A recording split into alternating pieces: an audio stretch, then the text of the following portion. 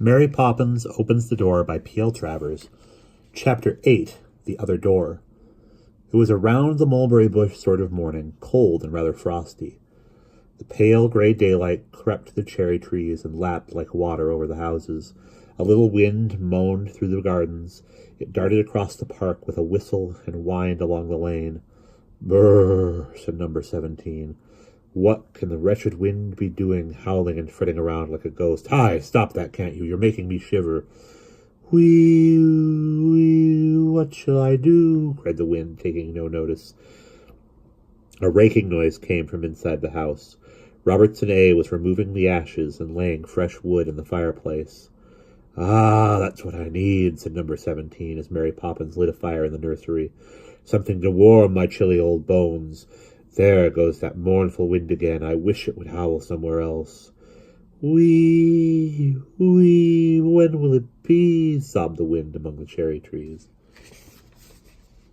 The nursery fire sprang up with a crackle. Behind their bars the bright flames danced and shone on the window pane.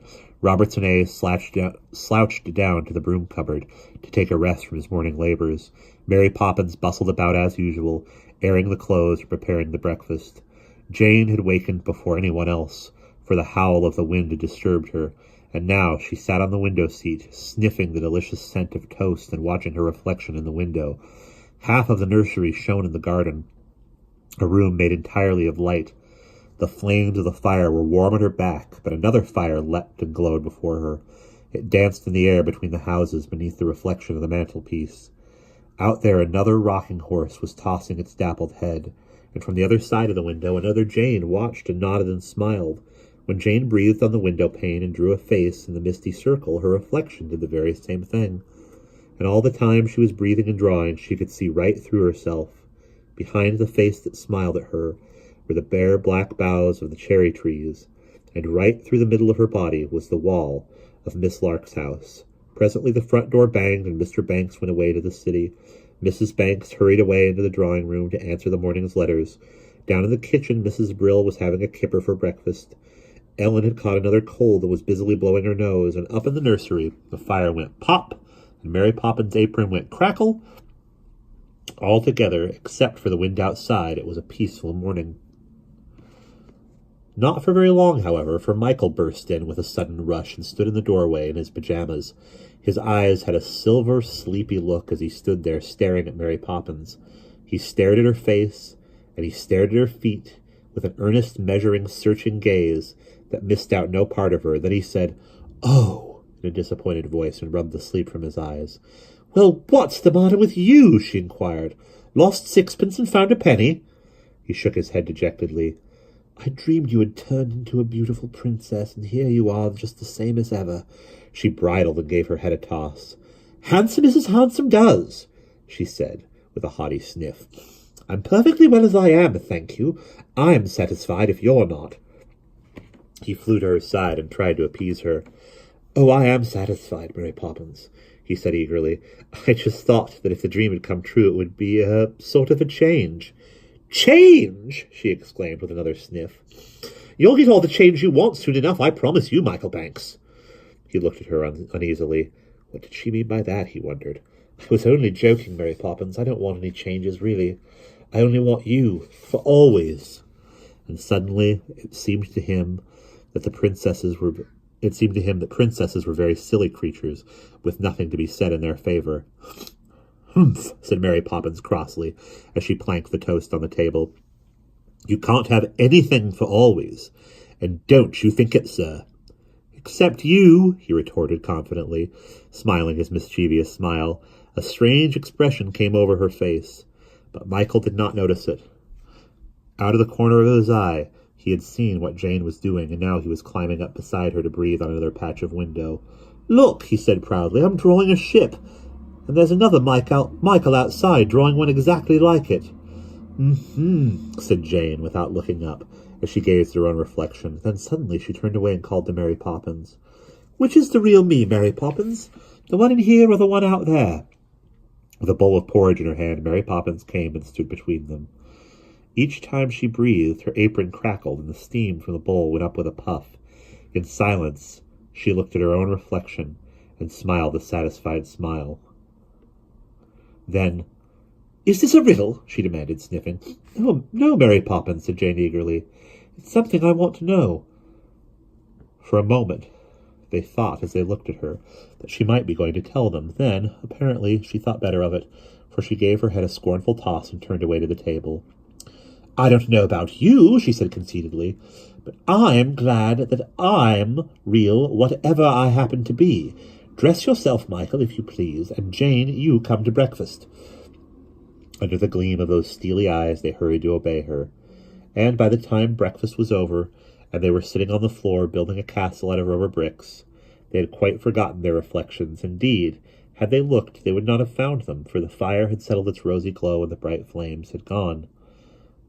"That's better," said number 17, snuggling closer into the earth.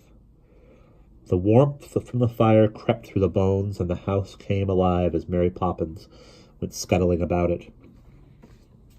Today she seemed even busier than usual. She sorted the clothes and tidied the drawers, sewed on old buttons and mended socks. She put fresh papers on the shelves, let down the hems of Jane's and Barbara's frocks, and stitched new elastics into John's hat and Michael's. She collected Annabelle's old clothes and made them into a bundle for Mrs. Brill's niece's baby. She cleaned out the cupboards, sorted the toys, and put the books straight in the bookcases. "How busy she is! It makes me quite giddy," said Michael in a whisper. But Jane said nothing. She gazed at the crackly, bustling figure and thought that she could not quite get hold of why. And thought that she could not quite get hold of was wandering round, and a thought that she could not quite get hold of was wandering round her mind. Something, was it a memory, a whispered word that she couldn't quite catch?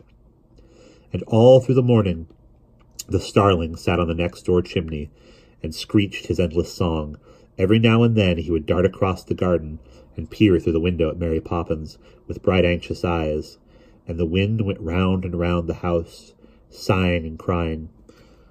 The hours went by, and lunchtime came, and still Mary Poppins went on bustling like a very tidy tornado.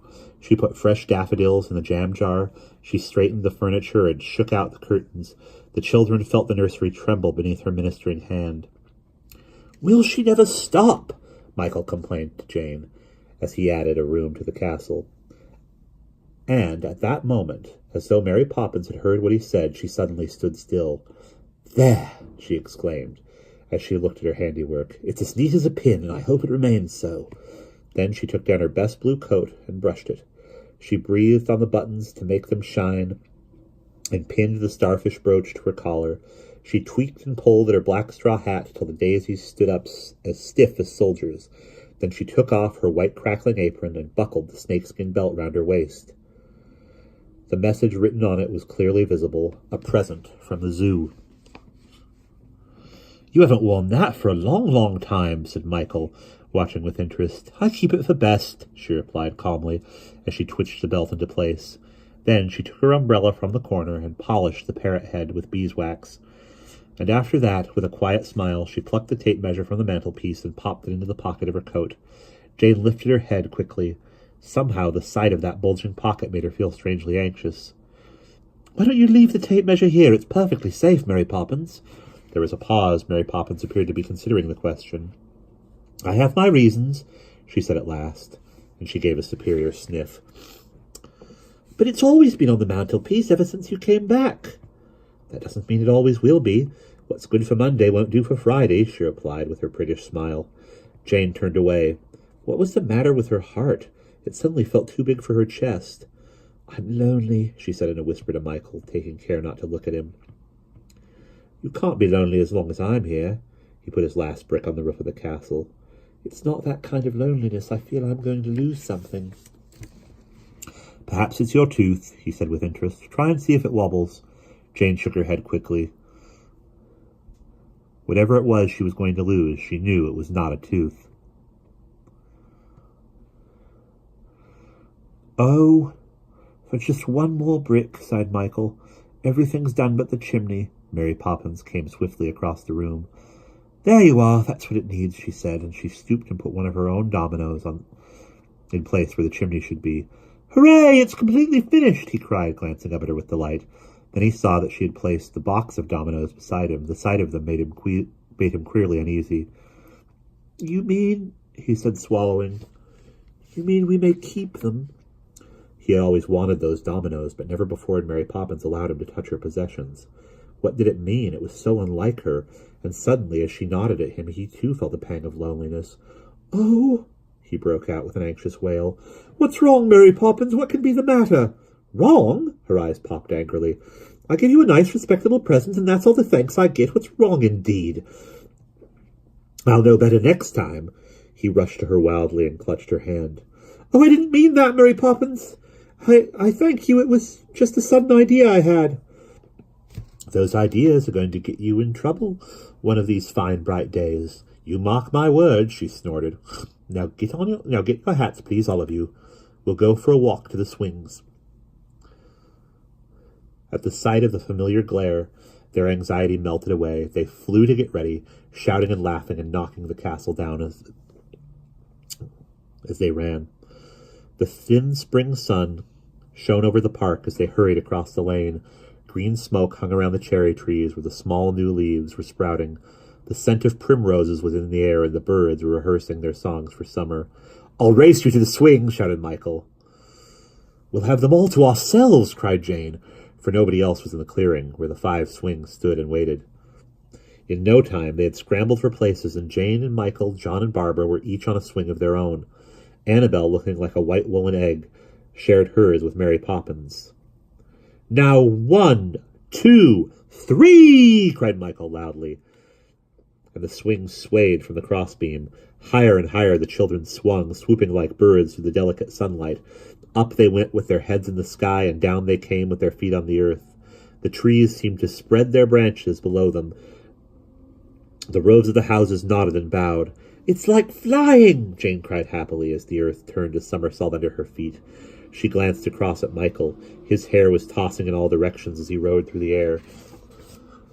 The twins were squeaking like excited mice, and beyond them, with a dignified air, Mary Poppins swung backwards and forwards.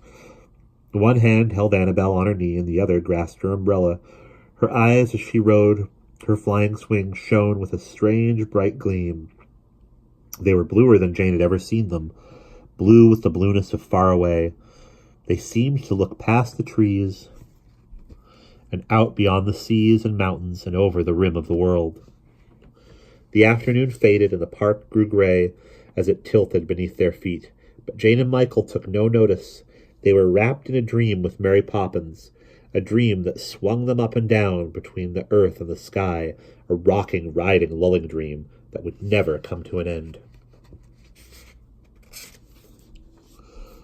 But come to an end it did at last. The sun went over, and the dream went with it.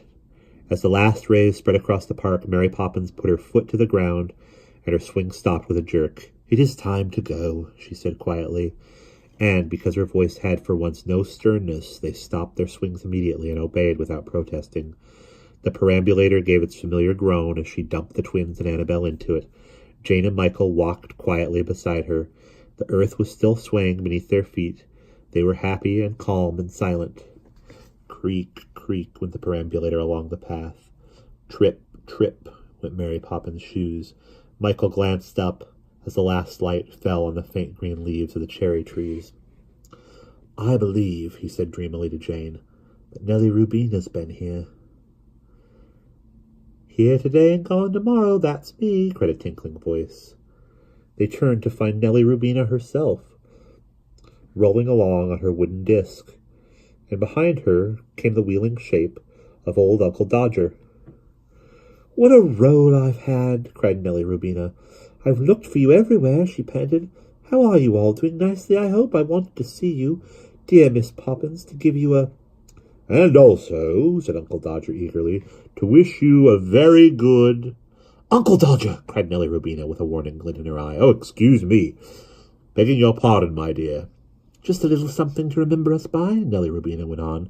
Then, thrusting out her wooden arm, she popped a small white object into Mary Poppins' hand. The children crowded to look at it. "It's a conversation," Michael exclaimed. And we will pause there.